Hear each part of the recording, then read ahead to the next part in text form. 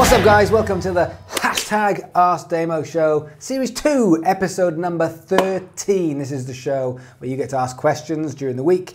I'll pick the best ones and also put an Instagram picture out asking for questions. We pick the best questions. We make a show answering those questions. With me, as always, on the wheels of steel is Mr. Morgan M. James. Hello guys, how you doing? Add him on Instagram and YouTube. Because we're having a bit of a YouTube Morgan, Damian we are indeed. Competition. It's the new T-Series versus PewDiePie. Yeah, but just really small. Really small edition, yeah. Good. So we've got some mail. So should we see what's in the mail? Do you know what, this mail has come from Rhode Island. Wow. In New York, which is very, very exciting because I love New York. In fact, I will be over in New York in 2 weeks, 3 weeks, back in New York. So if anyone's over in New York, show me around. I love New York. What we got? Let's see what interesting stuff we've got. If you've got some stuff, whoa! If you've got some stuff to send through, then the address will be below. But if you want to get a bit of promo for your band, then this is just a free place to do it. Send me some stuff through. Send me a reason. I will plug it live and on here. We've got a note. Hey Damo, here's some gifts for you and the team, plus extras. Love the show. P.S. Please dispose of extra pop sockets in public places with many eyeballs only. Between now and forever. Guys, thank you so much. And you will probably have noticed that I am a fan of the pop socket. So I will change my pop socket in 25 minutes after this show. Morgan, there's some for you, some for the team. Amazing. And anyone we've got left over, I will make sure there are a few in some public places. Look at that. Cool, I like that a lot. Amazing. I love pop sockets, so that is a very smart move because I will be using them now forever. Right, we've got some questions. We do. Now this is a release special. It is. So rather than just give us some questions, we thought we'd do something slightly different, which is to be a bit more specific and actually make a show dedicated to one thing. So we thought we'd try it. This week is going to be on releases. Now that could be releases of singles, albums, merch, anything at all to do with releases, but that's what this particular show is. So if you've got music, if you're looking at actually releasing music, releasing merch, releasing videos, the classic thing that musicians are doing, we want to delve down into how we do that over a few questions, which we have. We had a lot of questions this week. We had a lot. We had about 60 or 70 questions that came through in a space of about half an hour, 40 minutes. So it was very good. Going big. Yeah. Right. Damian, are you ready for question number 1? I'm ready for question number 1. Thanks for joining us live, by the way. Here we go. Got 1 month until our single drops. How should we spend our money? And that is from Fozzie Joel. We've got 1 month. Okay, so in the question, we've got 1 month, 30 days to promote a single. How should we spend our money? So I don't know how much money there is, but I've got 3 parts to this question. The first part is 1 month is a long time to promote a single. Because if you think about it, you've got 1 song, unless you have a lot of content around that single, it kind of is what it is. It's not an album. We're not actually saying, here's a loss leader with the single, we'll bring in the album. So that's my first thought. The second thought is, what is it that we are trying to do with this single? So I've just come from doing a talk on innovation in the music industry when I was down at Waterbury College, chatting to the MA students about this. Everyone's going straight into what from a release point of view, what they can do, how they can do it, how to get the most out of their money. But there's always the end goal. What are we trying to achieve with this single? Are you selling it? Are you using it to promote? Are you actually putting it behind a music video so you can push that out to people to get noticed, to build reach, to build awareness, which, let's face it, probably should be the thing. What is that end goal that you are trying to do with this single? Now, it's probably not going to be sold because it's a single. It's probably going to be how you're going to get as much traction with this song and with this single as possible. So therefore, my question to you is 30 days. Why are you waiting for 30 days to drop that single? Now, if you have 30 days worth of lead up where you've got marketing going through the roof and you've got interviews and the radio and you've got blogs and collabs and you're going to make the video and everything is all building up into this release, great.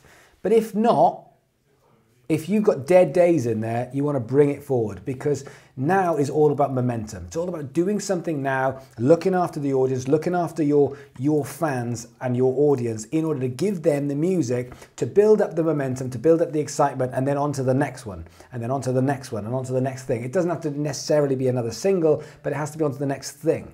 Because if you think of it from a consumption point of view, people are looking at this going, you know, here's something that we might talk about later, but people announce a single.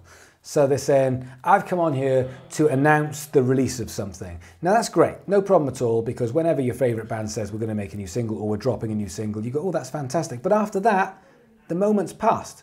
You know, for me, Foo Fighters say, dropping a new single next month. I'm like, oh, it's fantastic. Where else is there to go after that? I know about this now. Now I have to wait till the new single, unless you're going to start giving me extras. There's nothing else to say on that. So there's my thoughts. The last part, the third part is, you said how much, you know, you said to pushing money into the single. Is that right? So with putting money into the promotion, how much money are you putting into it? And here's my answer to that. This is just my personal opinion. You can pay PR, you can pay managers, you can pay loads of pluggers to try and actually get traction for all of this stuff. In my opinion, right now, for most bands were kind of underground bands, if I had money, I'd be putting it all into Facebook ads and Instagram ads, because the algorithm's gone. Now, the way I would do that is not just by actually boosting stuff, because this is what I'm seeing. I'm seeing there's a new trend, which is, oh, we've put something on Instagram, I guess I'll just stick a $5 behind it. It's out of context. So you've got to make something within context. So I suppose that's part of this release thing. You're making an advert, or you're making a piece of content within context of people who either don't know who you are or aren't expecting to see you. So when you're interrupting them, all of a sudden, if it's just you there, just with your new single, why not actually try and actually put some context in and around that, and then put some money into that? The reason why I would put all of your money into that is because right now it's the cheapest way to get to the most amount of people. So there's no guarantees when it comes to PR or pluggers, but great if you can get it, great if you happen to be the front cover of Kerrang, but most people don't seem to get that. So your job is to get as many people to hear about you, and your single is the vehicle to do that. So you've made the single, you said, right, now we want everyone to hear about this, so you've got that. Then you're using digital advertising to push the single, so that you've got a reason to talk to people, a reason to show it to people. So there's my three parts. And the third part being, if you're going to put money into it, how much? For me, all of the budget you've got for promotion, I would put into digital advertising. Right, question number 2, David. Here we go. How can I promote a new single regularly without spamming people's news feeds? And that's from Charles W95. So we're in this era now of social media of we don't want to spam people, but the way we don't spam people is creativity. So you are a creative, you've come up with the music, you're in your band, you've now got the single. Other than advertising, which is a different form of pushing out content, because that is effectively, if you're doing paid ads for something, which I heartily recommend, it's not cheating. When it comes to the content, if you don't have any budget, lots of people are watching saying, I don't have any money at all for adverts. So in that case, it's going to be organic. Then you've got to think of it from the consumer. Every time you say the new single is out, then if that's all you're saying, they either know about it and they aren't buying it, they've bought it, but after that you're just ramming it home. That is spamming people. But your job is to be creative. So effectively your job is to make content which brings value, and then alongside that there is that call to action or that acknowledgement of the new single, EP or album.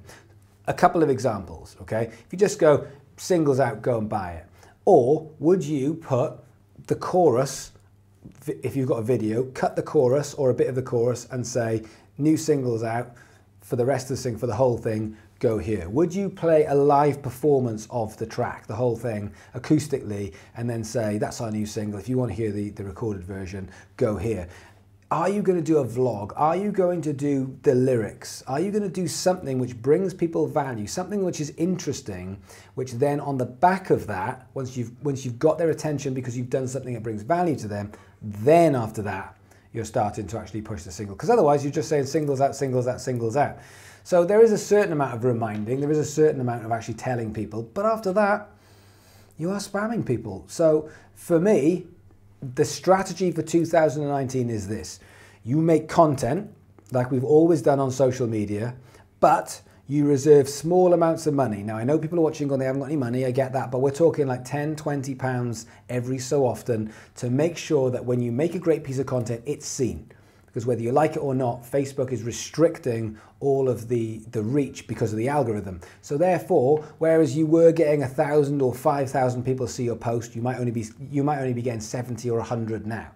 So you can cry about it, or you can do something about it. And the way you do something about it for most people is to put a little bit of money into boosting the content that you're putting out there. But the smart way then, if you've got a bit of money to put behind it, rather than doing a PR campaign, the smart money then is to put adverts running alongside. So you've got the proof and the trust and the community side to things, but also you've got the ads running alongside, which you can direct to the people who've already seen your content and say, by the way, singles out, if you want to go and check it out, nip over to Spotify, here's the link.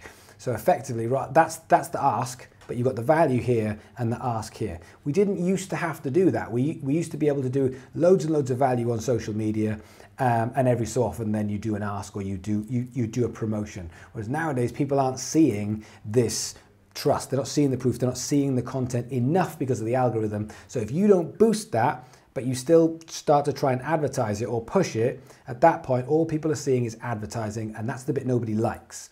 People are happy to put up with advertising if there is a good bit of value attached, which is why you see YouTubers who'll make a 10-minute video on something very, very interesting, really, really good, and at the end of it they'll say, right, you know the drill, I've been sponsored by this, and we all go, yeah, fine. If it means you get to do more videos, I'll take 30 seconds at the end where you talk about some sponsor or some advert. We don't mind that, but we only don't mind because of the value that comes before it. So we get the value and then we accept an advert. That's the way we are thinking now in 2019. Yeah, completely agree. Cool. Completely agree. Right, are you ready for question number 3, Damian? Yes. Here we go. When is the right time to announce a release date? And that's from Rhodey McKay. Yeah, so we're back to this announcing releases. So for me, we are now in a time where it's faster paced. If you think back traditionally, and this is the difference between rules versus traditions, if you're looking back over time, we're constantly thinking about what's happened over the last 40 years, but those rules are only there if you want them to be. They are traditions, they are not rules. So effectively what used to happen is we used to be able to say, we are announcing the release and you can work up to it. Now that works with an album, or that works with something of real substance. But you've also got to be able to back it up. So there's a video on my YouTube, which I suggest if you haven't seen it, it's probably the best video on my channel, I think, which is, I've changed my mind about EPs, because for those who watch my channel know I'm not a massive fan of EPs, mostly because I like albums, like singles, not a massive fan of EPs because most of the time bands bring it out at the wrong time and don't have a clear vision for what the EP is supposed to do, and it's not quite a sellable product, it's not quite a giveaway. It doesn't, for me, it doesn't actually fulfill what I class as exhausting the creative. And so this exhausting the creative is the really clear part. If you are a young up-and-coming band, when you put out a song, when you put out a single, there's only a certain amount of marketing that you can do with regards to radio or TV or magazines or blogs, because nobody knows who you are. So you don't have the Foo Fighters amount of radio stations wanting to get you on. You don't have the Foo Fighters amount of magazines or blogs or collabs or opportunities that they have. So effectively you run out of stuff quite quick and go, well, what do we do next? I'm not really sure what to do next. So effectively, I think the best way of releasing music in 2019 is speed. And yes, quality versus quantity, but it's still quantity. You still got to be putting stuff out. So effectively, when you're pushing out single after single after single, you're just going again, again, again. I know it's hard, I know it's expensive, but that's the way you get traction. If you're trying to squeeze the lemon on a single, there is only a certain amount of time that you have got before and after when people go, great, what's next? So when you're talking about announcing a release date, I would just release to start with, unless it's going to be something bigger like an album or something bigger. I think it's about getting out there and then pushing it, promoting it. Yeah. That's my thought. Damian, are you ready for the final question? Yes, I am. What is more important, pre or post promotion for a release? And that is from Lisa Olsen. And that is a really good question. What is the most important, leading up to releasing something or after the releasing something? They are obviously both important. What I see is bands not planning their release enough, and because of that, they're releasing something and then they're a little bit stuck after it. You guys might feel like you've been in that boat where all of a sudden you've put so much time and effort and your heart and soul into making this music, making an EP, making an album. Then it comes to the release and you're almost kind of like a little bit knackered and you're like, oh, what do we do now? And then nobody's kicking the door down trying to actually get to you and say, come on our radio show. So then it's like, it's a fight to actually get your music heard. And at which point it kind of fizzles out a little bit, and a lot of that is planning. So is it better for the 30-day lead up or the 30-day post? And what's interesting about this is I am working at the moment on a free, what I'm working on is a 30-day, 30-video course, kind of like a series, totally free. I'm going to put it on YouTube, but it's not going to be a video. It's going to be 30 videos, and it's going to be effectively, to start with, the 30-day lead up of what you can do when you're about to release an album or an EP. In real time, today we are going to do this, go away and do it. Tomorrow that comes and it's like, today we're going to do this, go away and do it. That'll be ready in, it's a lot of work, so it's going to be ready in a couple of weeks, 3 or 4 weeks. But it will be on my YouTube, and every day you'll be able to say, here's a bunch of ideas that you can do today to promote the up and coming release. But then at some point I'll have to do a post-release, because that's when it's out. That's when the ball is rolling. That is when it's all hands to the pump. That's when it's the graft. It's phone calls, it's emails, it's text messages, it's campaigns, it's offers, it's competitions, it's anything that you can do to actually get people to either buy or listen to your song. So what I'm seeing at the moment, they're both important, pre and post release, but what I'm seeing at the moment is a lack of energy after it's been released, but that's coming from the lack of planning, preparation, and what targets you're trying to hit from the first 30 days before you release. Because if you don't know what you're trying to do with your single, this is the key thing. So I was in a talk today and talking to musicians, and someone said about a release, someone said about releasing their album, and they said it's going to go on all of the platforms. So I was like, okay, before we start worrying about how much you're going to spend or how you're going to promote it, what are we trying to do? What's the end goal? What are you trying to do? And people always do the same thing, which is get people to hear it. That's the hard graft. If you just get people to hear it, then that's quite easy. You put it live, you put some money into it, people will hear it. Is that enough? So what you've got to do is you've got to start thinking about what is that goal. Because if you're trying to get people to hear it and then you're putting it on every different platform, where are you focusing your marketing? When someone says, I want to go and check it out, and you're going, you can go to iTunes and Spotify and Deezer and YouTube and SoundCloud, and all of a sudden people are overwhelmed, going, oh, I don't know what, I'll probably go on Spotify. So are you trying to get them to listen to it and say, this is who I am, go here, this is who I am, who we are, and the music? If you are, it's a much easier strategy to start pushing everyone to funnel them into one place. But this idea of just, we're on everything, do what you want, go anywhere, you'll find us, doesn't really give the end user, for me, the best or the most amount of reason to actually go and find someone. Where if, for example, you're constantly pushing someone towards Spotify because you want monthly listeners, then it's quite clear. I need you to go to Spotify and I need you to hit the follow button on Spotify because we're going to be releasing stuff over the next couple of months. Clear message, really clear. I know what I'm supposed to do. If you say, I want you to go to my YouTube and I want you to subscribe, which I think you should all do to my YouTube, but if that's the clear message, we know what we're supposed to do. At the moment, we're throwing out music and it's just spray and pray, just throwing out music and going, what are we doing with this? I don't know, throw the music out, and then go, well, that didn't really work. Do it again, do it again. So right now, for me, the most important thing is, what are we trying to do with this music? What is the end goal? And if so, is a single, an EP, or an album the right way to do it? And if it is, how is that strategy going to fit together? That's pre. Once you've done that bit and we've put everything into plan, so you've actually spent 30 days phoning up radio stations, phoning up blogs, phoning up collabs, you've got another 30 days after where you can really get your teeth into it because you're not going to exhaust that creative. 60 days. But I would say that's more for an EP than a single, but it's very difficult to get the post stuff done without the pre-planning, is what I would say. So what's more important? I would say pre, purely because if you aren't planning stuff, if you aren't putting the work in beforehand, it becomes very difficult, and all of a sudden, you know, as with the other questions, you end up with people saying, how do I do this without spamming people? Well, you didn't plan it well enough, so now you're spamming people. Damian, that's the final question. Okay, shall we say goodbye and then do some lives? Yes. Excellent. I'm trying to do some more live stuff at the moment, Instagram and Facebook, so if you're not on Instagram, if you're not on Facebook, then join up, because I'll be sticking my head on every so often just to help with some questions. But otherwise, thanks for watching. Make sure you like, subscribe, and share this. Most importantly, come and be a part of this community, and I'll see you again very, very soon.